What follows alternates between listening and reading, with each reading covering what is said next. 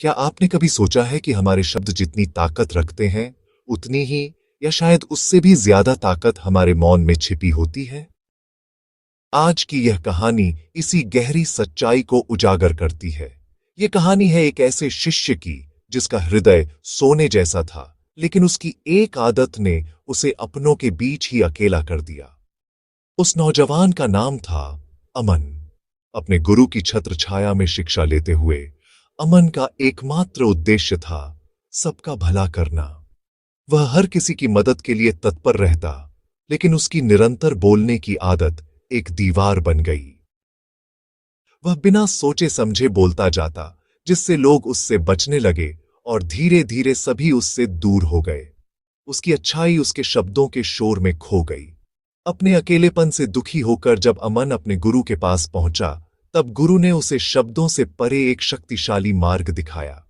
उन्होंने उसे सिखाई मौन की 7 अद्भुत शक्तियां, जिन्होंने न केवल अमन का जीवन बदला, बल्कि हमें भी आत्मनियंत्रण और गहरी समझ का रास्ता दिखाया।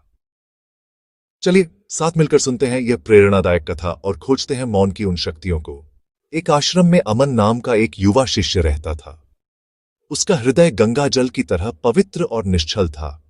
वह गुरु की हर आज्ञा का पालन करता और अपनी साधना में पूरी तरह लीन रहता था। उसकी करुणा ऐसी थी कि भिक्षा में जो कुछ भी मिलता, वह उसे तुरंत किसी जरूरतमंद को दे देता, अपने लिए कुछ भी नहीं रखता था।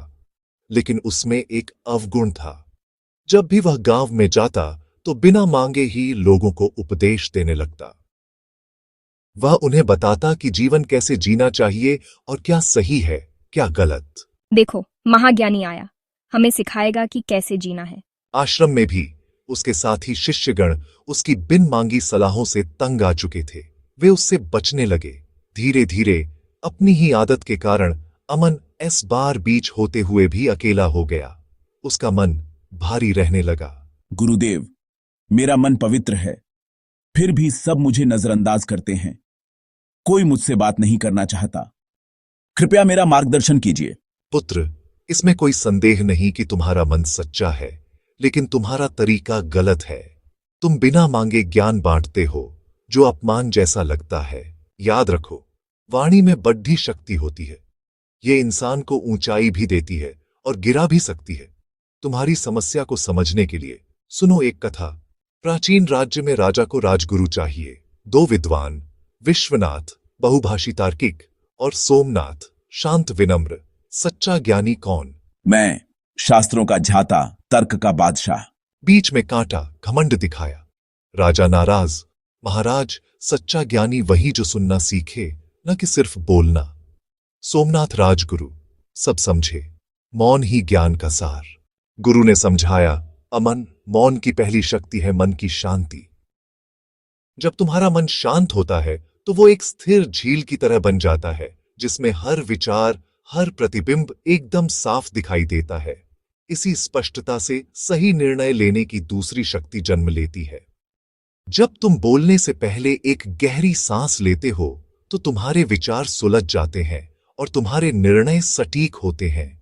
याद रखो, अशांत और जल्दबाजी में डूबा मन अक्सर गलत रास्ता चुनता है, जिससे बाद में केवल पछतावा हाथ लगता है। मौन की तीसरी शक्ति है क्रोध पर नियंत्रण। जब तुम अपनी वाणी को रोकते हो तो तुम असल में अपने क्रोध के आवेग को रोकते हो। यह प्रतिक्रिया नहीं, बल्कि एक सोचा समझा प्रत्युत्तर देने का समय है। चौथी शक्ति है गलतियों से बचाव। वो एक पल का ठहराव, बोलने या कुछ करने से पहले का वो मौन, तुम्हें अनगिनत गलतियों और उनके परिणामों से बचा लेता है। और यही मौन की 5वीं शक्ति है। यह तुम्हारे भीतर की वो दृढ़ता है जो तुम्हें बाहरी परिस्थितियों का गुलाम नहीं, बल्कि अपने मन का स्वामी बनाती है। छठी शक्ति है संबंधों का निर्माण। जब तुम चुप रहकर दूसरों को ध्यान से सुनते हो तो तुम सिर्फ शब्द नहीं, बल्कि उनके दिल की बात सुनते हो। सच्चा सुनना ही दूसरों का मन जीतने का रहस्य है। तुम्हारा मौन झगड़ों को रोकता है और रिश्तों में सतहीपन की जगह लाता है। और अंत में 7वीं शक्ति है तुम्हारी उपस्थिति की वाणी। जब तुम मौन साधते हो तो तुम्हारे हर शब्द का वजन बढ़ जाता है। कई बार तुम्हारी शांति अपने आप में एक शक्तिशाली संदेश बन जाती है। इस गहरे मौन में तुम्हारी आत्मा तुमसे बात करती है। यह स्वयं से मिलने का क्षण है जो कि ओर ले जाता है, सुनना, सीखना और अंततः जीवन में जीतना सिखाता है। शांति से ही सच्ची सफलता आती है। अमन ने मौन साधा। आज वह आश्रम का प्रिय शिष्य।